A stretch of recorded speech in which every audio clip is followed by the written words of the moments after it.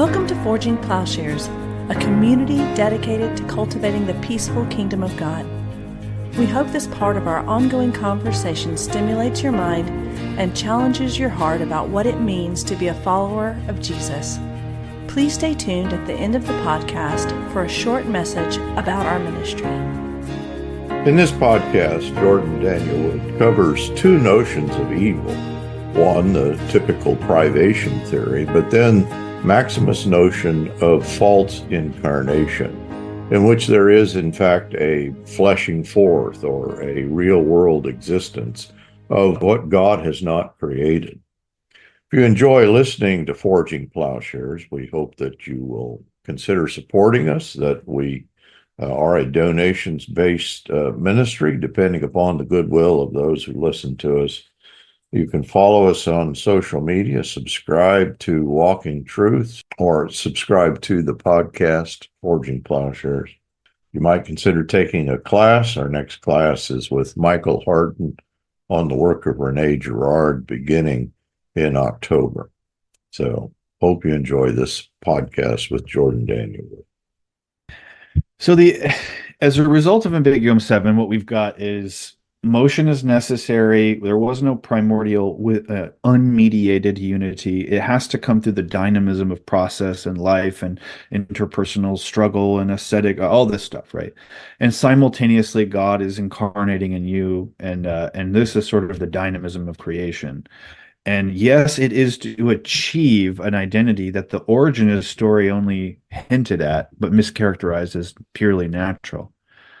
Instead, it's to achieve an identity in the one in whom one and many truly are one, the Logos, which entails both that you're his body, so that's a New Testament text that he lists, members of his body, and what happens to one happens to all, that kind of stuff.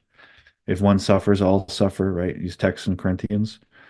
But also that he is in everyone, and he's trying to accomplish the mystery of his incarnation, as he said in 7:22.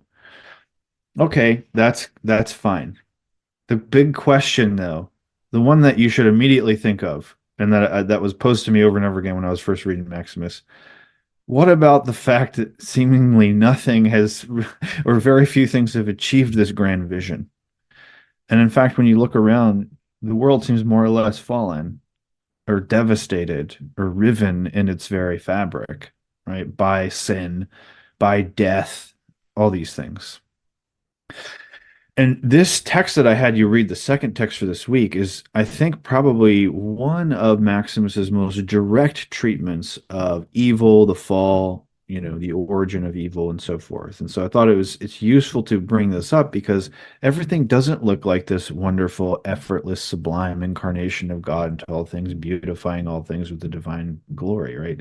It looks, in fact, quite dark, and we've mentioned already before false incarnations and so forth. And I think the big idea that links these two texts for this week immediately is this idea of motion. You're going to see it show up here as well, right? So first, I'm going to talk about two things, two big ideas from this text: the two definitions of evil that Maximus gives, and then his interpretation of the tree of knowledge of good and evil. Then that's going to have to kind of be where we land and recapitulate this dilemma. All right, so the two definitions of evil, we get right up front the first definition, 1.2.11. 1.2.11. Basically, what you get in 1.2.11 is what most people would just call the classical theory in Christian tradition, the classical privation theory. The privation theory is more or less straightforward, and it's basically this. I'm not going to necessarily read it out loud here from Maximus. It says that God is utterly good, and so anything God truly creates or produces is good, right? That's Genesis 1 type stuff too, right? He saw that what he made was good. He said, it is good. He saw that it was good. If God were the author of evil, we may as well just hang it up, right? There's nothing, if God can be Satan or God or whatever, then that just means nothing is rational in theology or religion, and we shouldn't really think about it anymore. There's nothing to say. God might on one day be the all-loving father who would do anything to rescue his children, and then he might on the next day be the very one who's trying to ensnare and destroy them. And who knows why, right? So the privation theory isn't just a weird metaphysical theory that's kind of out there. It's really a fundamental result of God being utterly and infinitely good and loving. And so it must be then that the evil you experience, this theory says, isn't that it's like a positive other dark substance warring with God, the good light substance, but that it's just a lack. It's a deficiency, a failure. Just as when I hate somebody that I ought to love, it's not that there's some fundamental force called hate in me that's winning. It's that I fail to appropriately and fully love.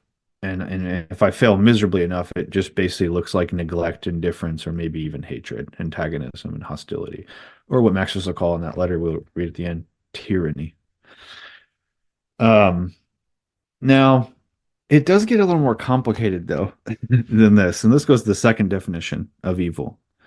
So he gives the classical one first, and basically he lists all the categories he lists there are more or less the Aristotle's categories of being. It's just Maximus's way. He does add a few, which are interesting, but I won't get into that now. But basically, it's Maximus's way of saying it's not like evil has any subsistence or reality to itself in any way. It's not a quality, it's not an essence, it's none of that. There's nothing that's real that could be said, oh, that is fundamentally evil. In fact, one of Maximus's great influences, Saint Dionysius the Areopagite. We saw him commenting on Dionysius last week in Big 5. Dionysius will explicitly say even Satan and the demons are fundamentally good insofar as they exist, but they've rendered themselves so deprived of goodness and therefore also of being that they have sort of marred that existence. But it doesn't mean that the basic cause of their existence is somehow evil. They have made themselves in the way that they are evil, but that they are, the principle of their being is still good because that's God. God doesn't create anything bad. Okay, so that's that definition. Maximus registers it. Yes, he agrees. Okay. But look at the second one. This one I do want to read just the first line of 1.2.12. This is very carefully worded, and it adds a little bit more than what that first theory does. And it invokes Ambiguum 7's discussion of motion and the necessity of motion and gaining and the incarnation and incarnating things and virtues and so forth. But it's the dark side. Or again, he says, evil is the irrational motion of natural powers towards something other than their proper goal, based on an erroneous judgment. So this is this is an old, in some ways this is an old idea, in some ways it's theoretically, I don't know if it's totally new, but it's very newly crafted here. The old part of this idea is that ignorance is the fundamental condition of sin. You could go to Plato's Apology, where he's describing Socrates' trial and, some of the things that Socrates says that ends up getting him, he doesn't successfully defend himself. If in case I don't mean to spoil it, but he says at the end there at one point Socrates says, "Look, I don't think though this death, even if it comes upon me and I'm sentenced and it doesn't go my way, it's not going to hurt me." You're right. And his disciples, his students are like, "What are you talking about? I mean, you're going to die. They're going to kill you." He basically says, "Well, for the virtuous person, for the truly good person, no harm can come to them." You see here the seeds of one school that's going to flower out of Socrates' legacy, which is the Stoics, right? Nothing can truly hurt you if you're in conformity with nature, with the logos. Why is that? What people mean for harm for you, what they mean to you to do your harm, can't fundamentally harm you because you're so in tune and so united with the good itself or whatever is beyond, right? And they think they are harming you and winning or achieving some kind of victory precisely because they're ignorant. And if you were ignorant too and unsure about your connectedness and rootedness in the good, you might even see death as a harm, an evil against you. But if you truly know the good, you know that that can never be taken from you. If you're hearing resonances of ambiguum 7, you should.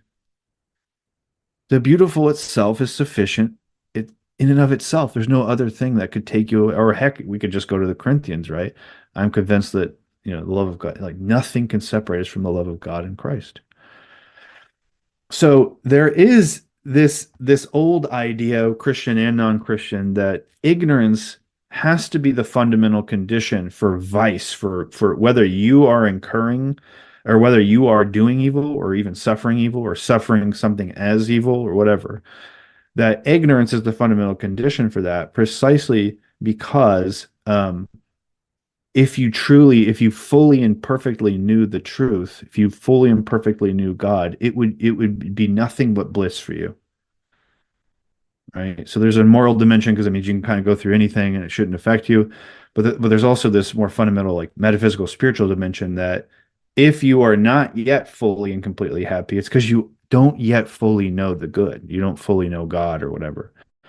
And there's also resonances in the New Testament, right? The truth will set you free.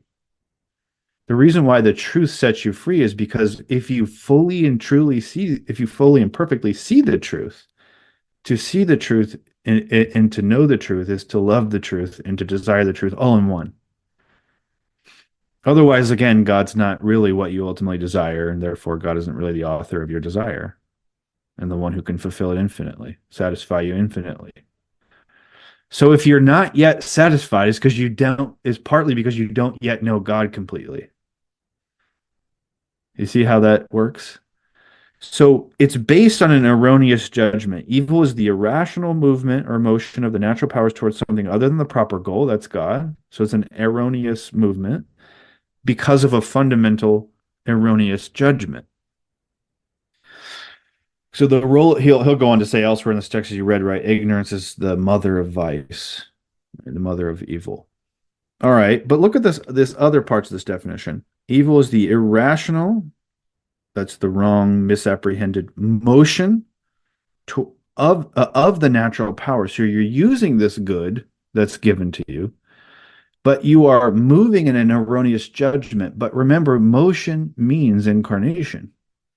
So you are bringing something through your motion into being, even if it's a fundamental delusion. It's based on ignorance. This is where we start to get, and just by way of grounding this textually, if you were to go a few paragraphs later, 1.2.15, I'm not going to read all that. It's where he's listing all the vices and even the different combinations, right? That the vices together can make new forms of vices. You'll notice the language he uses throughout there is birth language. Did you notice that? He says, right, like on page 85, he says, for example, if through pleasure we give heed to self-love, we give birth to gluttony, pride, vainglory, so forth, on down. If, on the other hand, our condition of self-love is disinterested by pain or distressed by pain, then we give birth to anger. So it's not just that you're angry and then you do something. It's that as you do something, you bring the delusion, that fuels your anger into existence. This is why Maximus can say in another passage, kind of strikingly, but this is something Origen and Gregory of Nyssa said, that through vice, there are these things brought into being which were not created by God. This is false incarnation stuff. Here's the basic point then. Per Ambiguum 7, creation entails motion. Motion is a process, but it's also never simply neutral. There's no such thing as a neutral motion. There's no such thing as what's the saying? You can't be neutral on a moving train. It's kind of like that. The fact that you already are alive and in existence, and you're making choices and you're making judgments, explicit or not, and you're making self-judgments, and you have a certain image of yourself according to which you live and you want others to respect you, and you have a certain image of God, and you have a certain story about how God relates to the world and to you and where you came from and where you're going, like all that stuff, right? You're already in the thick of it. You're already in motion, and you're either heading towards that goal for which all things were made, the Incarnation, the unity, the perfect identity of God in the world, the receiving from God to become God and humanizing God in the like you're either moving more progressively and successfully toward that motion or against or away from it. Now there is a paradox that we'll discuss in a few weeks, that even false motions can become occasions for the true motions, or said differently, even false incarnations can and often are in the actual spiritual life become occasions for true incarnation. Or, hey, let's just go full New Testament. Even death can become the occasion for resurrection, right? And that happens at various moments in your own spiritual life. But in this text, at least, that's the big idea, is that evil is not just a deprivation in itself, though that's the first definition. He agrees, right? It's a failure, it's a deficiency, but it's also a false efficiency. It's also a false, almost I want to call it bastardized miscarriage of existence of life itself. You bring into something through your sin, you bring something into being, even if only provisionally for a while, that God never willed. But how is that? How is there something that exists that's not a result of God? Through delusion. Yes, you receive the powers to do that from God. Yes, your whole motion should already be circumscribed by the Logos, who is the Logi, right? By Christ in you, the mystery. But insofar as we fail to apprehend and know truly Christ, we fail to apprehend and know truly God, we fail to apprehend and know truly the project of creation, and so all the world, and then so ourself, and all these are mutually entailing. And even though we have to interpret the world, there's no other way to go. You have to go through the process. You also err in the process. And as you err, you bring things into being based on that error, which, yes, in themselves are delusions. They have no existence. They're deprived of being. But then and here's the key point, you give your very being, almost like an act of self-sacrifice. You give your own life to your own delusions in order to give them a life of their own. This starts to introduce the very complicated realm and world of spiritual exercises, spiritual discernment, of prayer, of liturgy, of all this, right? Everything we're doing is to try to discern what, just because something appears to you in your mental or psychological life doesn't mean it's therefore true. And so the work of spirituality, yes, converging with other sorts of therapy and so forth, like it starts to become the work of discerning what is a true and false incarnation. And very often it's even more complicated because they're mixed. That leads us to our final point here. Maximus' interpretation of the tree of knowledge of good and evil, in some ways, is a little bit of a reprisal of older interpretations. And I gave you a supplemental text, an article by Richard Norris, I think, on Gregory of Nyssa's interpretation of the same text. It's a really nice summary of Gregory's approach. One of the things Maximus takes from that is that the tree of the knowledge of good and evil represents what he calls, quote, mixed knowledge. He takes that from Gregory. Mixed knowledge, what does that mean? Well, it kind of goes along with the things we've already discussed, right? That you can, because you're fundamentally oriented towards God and God alone is the ultimate satisfaction of your desire, the only way you can desire anything less than God is if you're deluded about that thing. If you're ignorant about it, you take something that's lesser to be the absolute. And so the story for these thinkers of the tree of the knowledge of good and evil is that the tree presents in its fruit something that seems good exteriorly, right? The appearance is alluring. It seems good to you and for you. And so you reach for it to grasp it. Then when you do, you consume it. And by the way, you should pick up a Eucharistic resonance here, right? Because you consume it, and the very thing you consume, you become. When you consume the knowledge of the tree of good and evil, you think you're consuming something good, but fundamentally it's evil. In other words, you think you're consuming something that has substance, that's true, that's real. but it doesn't at all. It's a delusion. And yet, when you eat it, you also give your own body's life to it. This is incarnational stuff again. False incarnation, false embodiment, false motion, irrational movement. See what I'm saying? So that's one thing. You can never willingly choose evil. Evil always has to be veiled or given to you as if it were good. So there's this element of deception, once again, fundamentally ignorance. But the other element in the story, and this is the one I want to end on, 1.2.18, a remarkable text. This is something I think, I don't know if anyone else ever said. I haven't seen it yet. If someone else does know of another text or author who says something like this, please let me know. Because Maximus adds his own little gloss, as far as I know, it's his own little gloss here. So in 1.2.18, let's just read this as the last thing we'll read. Or again, one could say that insofar as the visible creation contains spiritual logi, by the way, is the word there, logos, logoi, spiritual principles that nourish the intellect and at the same time possess the natural potential both to delight the senses and distort the intellect, it was called the tree of the knowledge of good and evil. That is, when spiritually contemplated, it possesses the knowledge of the good, but when it is received in a corporeal manner, in other words, a manner that's deceptive, that takes it merely as a finite good rather than an avenue of accessing the infinite good, who is God in Christ. Receive it in a corporeal manner, it possesses the knowledge of evil. And to those who partake of it corporeally, it becomes the teacher of the passions, making them oblivious to divine realities. And here's the real gloss, though, the addition that I kind of blew me away when I first read it. It was perhaps for this reason that God temporarily forbade man to partake of it, rightly delaying for a while his participation in it. By the way, the it here, right, is, per this interpretation, the visible world. The visible world, that's just the allegory of this right now. That one other interpretation, one other allegory is that the tree of knowledge of good and evil is this mixed knowledge that the visible world itself presents to you, right?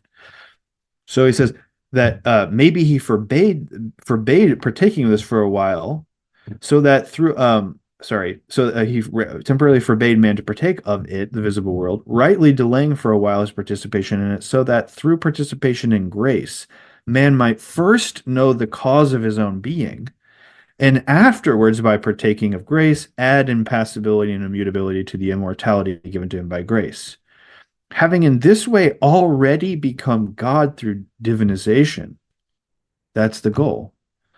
Man might have been able, without fear of harm, to examine with God the creations of God and to acquire knowledge of them, not as man, but as God. By the way, in Ambiguum 7, one of the passages I didn't mention in there, the way God knows creation is through his own logi, through his own logos, as his own wills. In other words, through his own love of creation is how he knows creation. So Maximus is saying that's how you truly, without ignorance, know creation, is as God, having by grace the very same wise and informed knowledge of beings that God has on account of the divinizing transformation of his intellect and powers of perception. Okay. So here's the dilemma in sum. Because you're created, you have to undergo through a process to terminate in your end. But because you're created, you're also not God from the very beginning of that process. And because you're not God from the beginning of the process, you almost inevitably will err in ignorance in your motion. Hence evil, sin, all this other stuff. On the other hand, it seems almost inevitable, though I won't say it's a natural law or anything, because that would be wrong. He rejects that. It seems nearly inevitable that you will err in your judgment, precisely because of what he says here. The only way you could fully know and truly know creation itself without ignorance, and therefore without the condition for sin, would be as if you were already God. Then you wouldn't err, and you would know it perfectly as God does. So you see why I call it a dilemma. Because I feel like on the one hand, he's saying, You're a creature. You have to undergo process, and no, evil is not necessary whatsoever in the process. But on the other hand, he's saying, but unless you're already God, which you could never be at the beginning of the process, you will almost inevitably will err. So, how to resolve this tension, how to even characterize it, whether or not it's fully attention or not, is kind of an open question. I give my best shot at it in the book that I wrote. Now, here's the quick thing. I'll rest the case on today, or just stop there, and maybe it'll be a good way to open the discussion. I don't think Maximus can have all of that unless the termination of the process supersedes the logic of the process. In other words, unless the culmination of this whole motion towards God entails at the same time the ability to somehow rectify even the moments that we erred in the process itself, in those very moments. That gets really weird time bending, but however, why would we be shocked to see that the end of the process is mind bending around concepts of time and process when the whole hinge and crux of it is the incarnation of God, who is infinite and eternal, becoming temporal? And if that's the beginning and end of creation, then the process of creation's unfolding, even when it does entail not necessarily lull-like necessities of evil, because that would be to say God is evil, but it entails personal misjudgments, which then have to be worked out through the same person who misjudged in their own spiritual life and work. And the culmination of that won't be to end the process and say, well, I'm really glad, though, that I went through all those terrible things, or I did all those terrible things because it taught me a good lesson. That at the end, no, because he's rejected that, right? You can't say that, because then you have to think evil just as much. Like, you have to think your own sin just as much as you have to thank God in order for you to achieve your goal, because God alone wasn't sufficient. You needed to learn through your experience or whatever. At the same time, you really do have to go through an experience, and you have to learn through it. That only is, this is my final point, and I think the next week we'll get even more into it with the Passion of Christ and how that might address some of this. All I can say is that only will be a huge problem, or it's just a straight out contradiction, if we imagine that the perfection of this process does not include the rectification of even the missteps within the process. That doesn't seem possible, because it seems like what's past is past. What's done is done, right? What's past is done. But what I'm suggesting is it might be that just because something is past doesn't mean it's done. And that part of the spiritual life and process and the culmination will include the rectification of even what seems to us past, but is not yet finished, because it was never fully embodied the way that it says. Remember 7:22? He wills always, always, and in all things to accomplish the mystery of his embodiment. If some moment, like just last night, I did something that I think was probably not the wisest parenting move. I don't think I embodied Christ in that moment. And I think there's an embodiment of Christ in that moment that still needs to occur, even though it happened yesterday, and I can't access that moment yesterday now. What will that look like? Well, we're back to question 60, You don't know that fully theoretically. How could you? It's only going to be by something called experience, as he says. So I can't predict how that's going to be possible, or the mechanisms. But anyway, that's just my hunch for now. And I know that was a long one, partly because these texts are so dense, especially in Big M7. I need to stop talking so we can open it up. So I had a kind of two-pronged question on the nature of the particularity of the logoi. Basically, the first part of the question would be, could one fulfill one's logoi? And part of this gets to whether the logoi is like the logoi of humanity generally versus your particular individual personal logoi.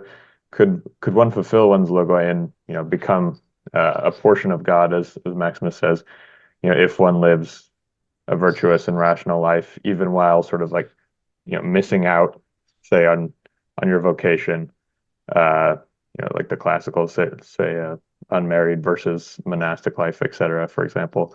So is that sort of thing possible to like, and then sort of in a more general sense, to what degree is our sort of particular logoi predetermined for us? Because it would seem as though if it is, totally such, then, would we not have any real free creativity in instantiating that logoi? In which case, like what would be the purpose of a free creation in the first place? Because it would seem to imply then that freedom would only be the freedom to fail, or the freedom for false incarnations. So, and then kind of generally from a historical perspective, would you say any like developments in like modern or romanticism or contemporary thought, with, its more exploration of subjectivity and process and historicity, has, shifted anything to kind of rehabilitate the notion of individual creative freedom since Maximus's time? Like say Charles Taylor talking about the sort of non-trivial, non-debased form of the ethic of authenticity and modernity, or DC Schindler trying to kind of refine the classical understanding of freedom through figures like Schiller and Hegel and Schelling, if only in seed form. I don't know if those two polarities or those two parts of the question make sense together, but about the logoi and freedom. Yeah, no, those are those are great questions. As to whether or not I'll be able to like adequately address them, you'll have to tell me. So I'm going to take the second. I think it's the second question first, and then maybe we could follow up on the first one. I think this is so I'd make a big deal about this in a few places. That Maximus, and actually both Hans from Balthasar is the one who first said this about a century ago, or noticed it. That, as far as I'm aware, Maximus never calls the logi ideas. He also never calls them forms. He also never calls them paradigms, even though he does call them like archetypically forming. He doesn't call them archetypes though on their own. Now, at first that might seem like, okay, cool fact, but I think actually it starts to get at some of what you're getting at in the question, because I think that very often the problem of, like, say, eternal causation, whether or not you take that in terms of a more emphasis on ex nihilo and therefore freedom and creativity, or you take it in terms of more, say, emanationist or Platonic paradigm, eternal paradigm, the problem is, whichever way you go, if God's eternal knowledge of creation is paradigmatic in the sense that it's determinative, like it's a model or like a blueprint according to which you either live up to it or you don't, so that the process is one of sheer passive conformity rather than, as you said, free creation, then I do think you have almost an irresolvable problem. And you basically have to choose which one you want to emphasize over the other. You harmonize it by hierarchicalizing it.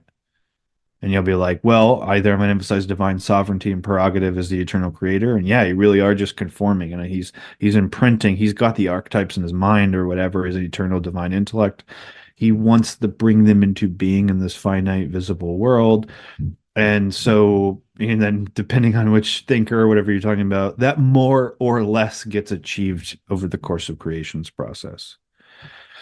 But it's, the whole thing is passive one way or the other. In fact, in some accounts, the only thing that's legitimately you and active is sin and failure. So like your resistance to the passive conformity, right? Conforming to.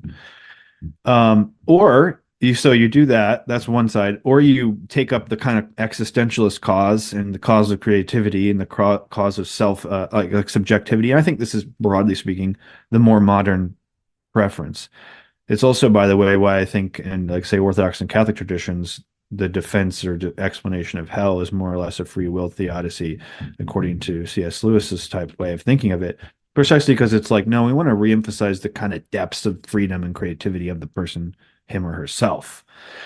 But then you've got the problem that you're now opposing some of the fundamental things that, say, Augustine, the tradition earlier thought Augustine got right, which is that God can't be dependent on anything. external to him, or else whatever he's dependent on or purely reactive to, he is not the creator of. It opposes him as almost something alien. And interestingly, I think there's this weird resonance between, like, say, some of Augustine's concerns and then Maximus's rejection of this Origenist myth here, precisely because he doesn't want to think of the creation of the world as a reaction to a primordial earlier fall. And he'll say, by the way, here's another text I didn't assign, but I was almost did. In Bigum 42, I think it's paragraph 15, is where Maximus explicitly says God in his logi never wavers his purpose concerning anything. He never changes his purpose concerning anything. So it's like an eternal intention that could never be otherwise, I think. Okay, that's not at all resolved the problem, though. The point is that's just stating the problem. That's just stating, I think, what I take it to be the very thing that fuels this dilemma. And I don't think it's hardly ever been, I don't even know if it's been glimpsed in terms of a resolution, except what I do want to say on Maximus's behalf is that maybe he's providing a way to do so.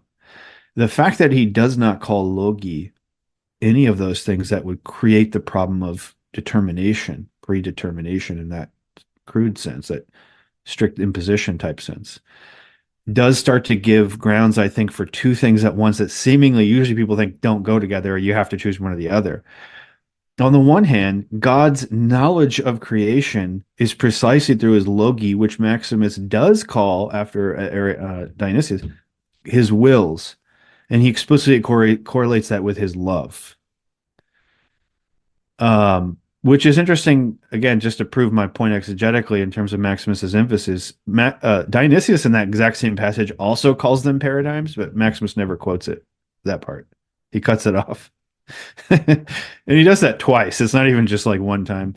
So remember last week's discussion of the two types of knowledge?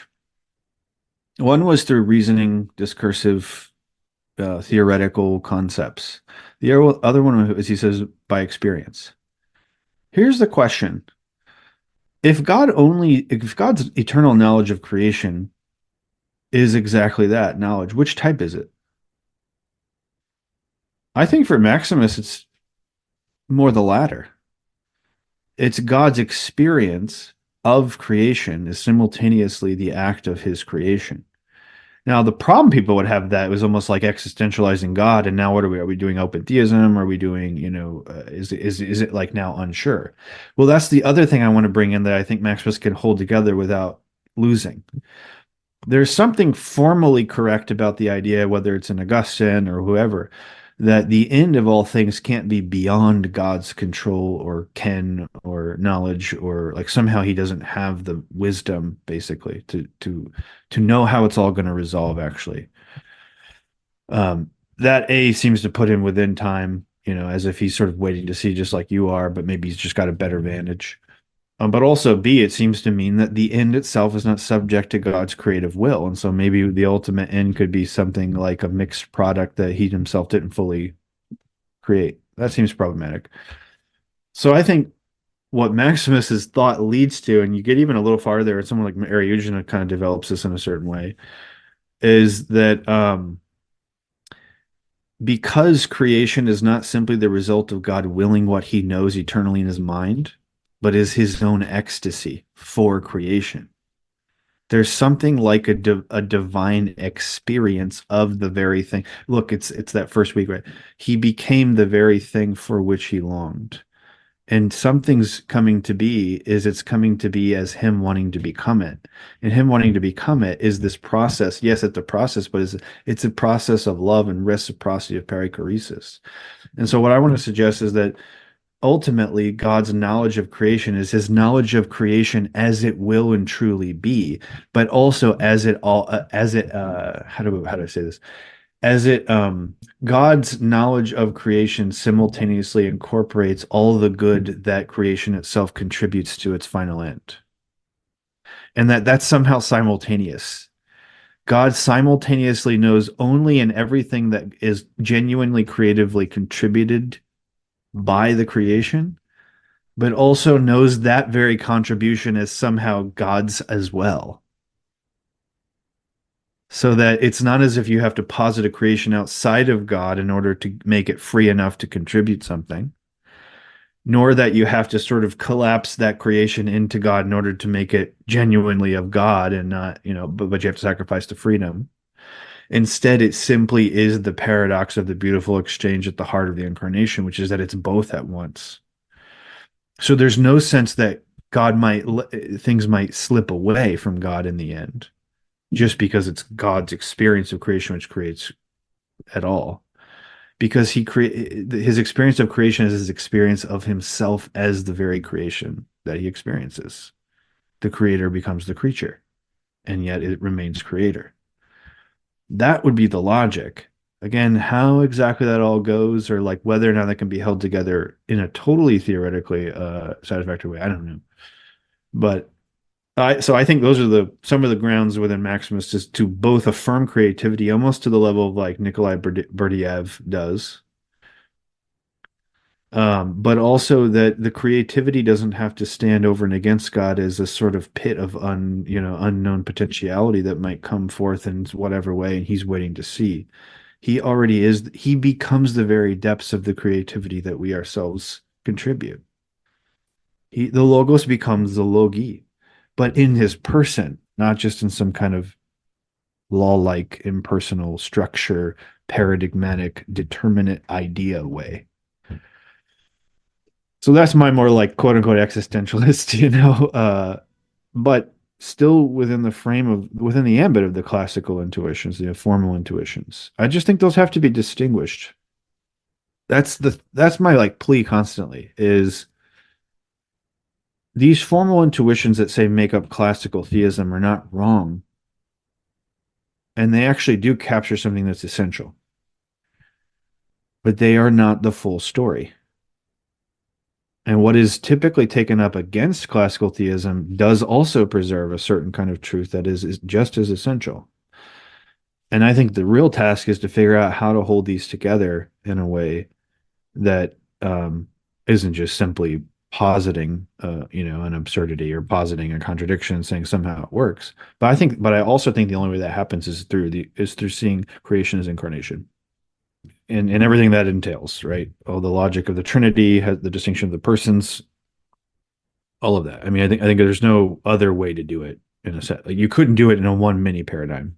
I don't think. Modern. So I've mentioned Nicholas Berdyaev. I do think Hegel and the post-Kantian idealists are getting at some of this, especially with their idea of retroactivity. And that is that something can be something that first appears in like in the spirit or in self-consciousness as the cause or condition of that consciousness can itself also somehow become the consequent or the result of that very consciousness. And that's it seems like a retroactive, it's Nachträglichkeit. It seems like a retroactive positing that seems in terms of like sequences and predication and linear logic and so forth, seems impossible. If something's the cause and the condition, it needs to be there first before it can be cause and condition of something else. But self-consciousness for the post-Kantian idealists already seems to show that spirit, what they call Geist, starts to violate that seemingly self-evident logical principle. Because I am just as much the condition of whatever unfolds through me as I am the one who is unfolded. How can I be both at once? Well, however it is, it still is. Like I am that. That is actually what is spirit. So I think that would be a resource people could go to. Yeah, I don't know. I'm not sure what else. I don't know if I really addressed everything, Connor, but. No, that's helpful. Thank you. Oh, there's a question from Jason here. I'm going to read.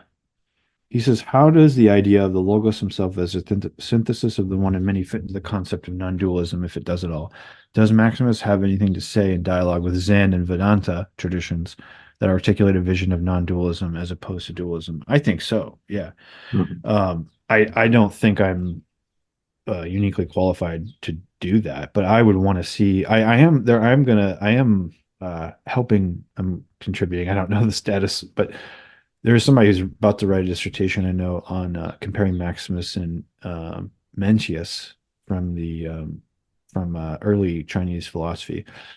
On some, but I think I kind of wonder if his themes are going to be a little different than this question. But I think there's a lot of stuff that can be done in this realm, and I would love to see it personally. The question will always come down to the character of the non-dualism. Like, as everyone knows, right? The paradox of non-dualism is that it already is depending on an idea of duality that's determinate, like a specific kind of duality that it is not. So there's already a duality in the negation. So you have to ask, in what respect is it not dual, not two, and what would it be to be dual that it is not? And so that is probably where like the different traditions and thinkers might articulate things differently, I would guess. I mean, that's from what I know so far of and that's even true, I should say, within the Origenist or Alexandrian tradition. If you read Evagrius Ponticus, for example, the Gnostic chapters, that's he's or like read his great letter to Melania. He says, not Trump, by the way, but Melania. I'm just kidding. Uh, Gotta throw some levity in here. This was a dense week. So he says there, right? That's where you get the image of we return to like God's. He says that God's essence is like an infinite ocean of qualities, and when we return to it, like tributaries, like rivers, tributaries into the sea, we are dissolved into the infinite essence of His being, the infinite sea of His being, and we lose all number. He says number, the ages, and names, I think, are dissolved, like fresh water is dissolved into the sea. Now it's an image, right? So you can play with it, like, well, fresh water, oh yeah, it becomes, was it saline or whatever? I mean, it becomes also imbued and embodied with salt and those other qualities of the sea. And is there a reciprocity? I don't know. So there's like debates on that. But I think Maximus, at the very least, is worried about a certain kind of duality and a certain kind of monism. I think he thinks like today, that's maybe a nice way to sum it up, probably a better, clearer way than I did. The monism of nature, of sheer nature that's not mediated. He sees that is the primordial henad of that Origenist story, and that he rejects. In a sense, it's like a metaphysical meophysitism that he's rejecting. Like if you thought of the whole God-world relation according to in a way that the meophysitist thought of the oneness of Christ, which is just one incarnate, one nature, that he's rejecting. But then I think scholars are tempted at that point to be like, oh, okay, so Maximus, he's a good Chalcedonian, unconfused natures, sort of dualist that makes room for the classical expressions of freedom and that are entailed by creation from nothing. Well, but that's why I want to suggest days. But he does have his own version of monism. It's just called the Logos of the Father. So there is a one person in whom one and many are one. He is the is of both. And yet that the way he is their identity also entails the rejection of a different kind of identity, and therefore an affirmation on a certain level of a duality of natures. So I would love to see, and I think that is a great front and a great another place to go explore that I'm not equipped to do right now. How does that land with these other traditions? Are there people even within those traditions, Vedanta, for example, I think of like Ramanuja's concerns over certain forms of non-dualism. Could he be accommodated by something more like a Maximian approach to non-dualism? I don't know. I mean, I don't know. So all interesting stuff. So if anyone reads or writes anything on that, please send them my way. I'd love to read it. I have a couple of thoughts kind of on that. I think that Maximus's objections to specifically Advaita Vedanta of Adi Shankara would be similar to his objections to Origenism, primarily doing with the origin of Maya, which Ramanuja is very concerned with, and which is one of Ramanuja's main objections to Advaita non-dualism.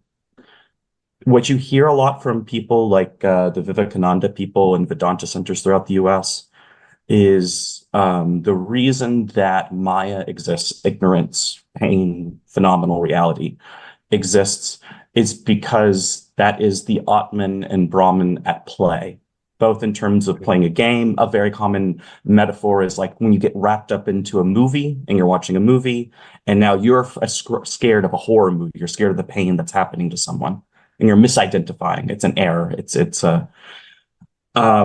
But that looks a little bit like the Origenist account of the fall. You have the Henad, and the Henad gets bored. And so it goes to the movies, and then it's misidentified with the movies, and now it's in the movie, and it's trying to get out of the movie. So I think that is where there would be a disjunction. There's definitely some kind of monism happening in Maximus from what we read, but I don't think that it would be specifically an Advaitist. I think Ramanuja is probably especially with the Christian desert monastic emphasis on love, and Ramanuja and the Krishna tradition's emphasis on bhakti. We have very similar metaphors, the idea of wax being heated, and that presenting an impression and love of God and intensification of the emotions, and prayer allowing one to become more like the divine. I think there's the problem becomes everyone who did psychedelics in the 70s got really into Advaita, and the resources in English on secondary sources for Vishishtadvaita, which is the Ramanujan school, are harder to come by. There's a university bookstore near me, and every time I try to look for anything on Ramanuja or on Vishishtadvaita more broadly, I've gotten 2 books from there, and then there's always several books from the Vedanta Center through Vivekananda or through the Self-Realization Fellowship. I've got the Vedantist commentary on the Gospels, which is always really fun. The Christ consciousness coming down. Anyway, so that would be my main thought. I don't know how it would interact with Zen. I just don't know enough. But I do think that Maximus's objections to Advaita would mirror his objections to Origenism. And as I was reading the account of Origenism, I was struck by how similar it would be to how Shankara conceptualizes it, especially in the origin of Maya, hundreds of years later. Yeah, and another touch point there in terms of Maximus's own background would be something like Plotinus. I know, and again, I know it's every one of these major thinkers fittingly has, of course, dueling interpretations and so forth. But like one thing I couldn't ever, and I took 2 classes with the great Plotinus scholar, Father Gary Gertler at Boston College, who's wonderful. He's like a little leprechaun, but he's really brilliant. He talked about this somewhat. He was always hesitant, but like that passage in Plotinus where he says, forsake everything. He says, forsake everything, flee to the one. Do not hold to your friends, your family, your friendships, right? And there's this sort of like fundamental impulse of like those things are all fundamentally accidental to you because the one doesn't relate to anything in that sort of essentially determinate way. And one of the things that I just think is a restive tension throughout many traditions, but Christianity almost like to a heightened degree because of the Incarnation is exactly this bidirectional like orientation here. That yes, I need to ascend to the one. Yes, I need to become more spiritual. I need to become more like God. I need to return to God. But then it turns out that the God I'm returning to is descending. And he's becoming all things. And he's becoming the creature, right? And so it's like, and to give up one orientation for the other seems to be like to fundamentally misunderstand the kind of synthesis at work here at all. It also comes through, and this is partly, I probably should have said this a little more clearly before, when Maximus turns to try to describe his logos logi account basically from the ground of a spiritual life is kind of the way I think of it. Like, don't you already know that Jesus Christ is the essence of virtue, and you're striving after this. And what do? You're embodying it in practice. Like, you're not just thinking about what justice is, you're being just, right? You're not just thinking about what love is, you are showing love and mercy, right? And when you show that, it's an act and it's an embodiment and it's a concrete, determinate thing. So it seems like that love is always geared towards determination, whereas intellect seems to always be geared in its theory towards indeterminacy. Because the indeterminacy seems more capacious. The fundamental assumption, I think, in all this usually is, if you want determination, then you have to take the pill of sheer finitude, because those are like synonyms. Something that's determined is determined by other things, therefore it is conditioned and it's finite. So if you want determination, you got to go towards the finite. In a certain way, if I was being real glib, you could characterize whole movements in thought, certainly in Western thought, even like say the turn to the subject as it's now in the postmodern sort of realm. That is what it is. Like, we lost. Or like return to the soil, or I need like determination. My spirit was it was just all vague, and then it can be co-opted easily for totalitarian ends. And so let's just get back into the finitude, the embodiedness, the givenness, all these key terms that I hear a lot. But then if you're merely hanging on to determine finitude for the sake of determination, for the sake of have something to really grasp onto, then you meet immediately the problem that finitude ultimately is finite, precisely in the sense of its seeming annihilation. Phenomenologically, it's death. And so then the thing, yes, you got to hang on for a while, but then the hanging on entails an ultimate limit and determination, which is just a cessation of life.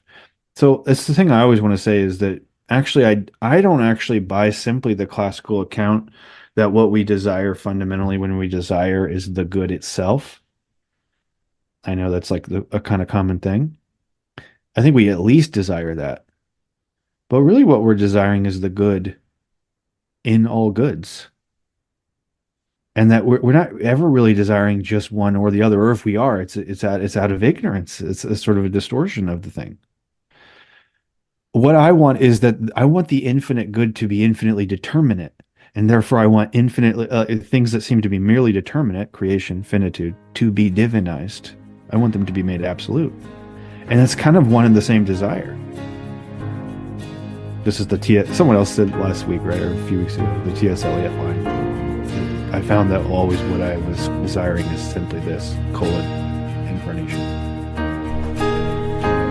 Forging Plowshares is a community dedicated to cultivating the peaceful kingdom by providing in-depth, transformative biblical and theological education and discipleship.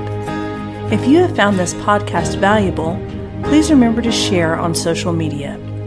If you have questions about what you've heard, or if you'd like to learn more about how you can get involved with Forging Plowshares or even support this ministry financially, please visit our website, forgingplowshares.org.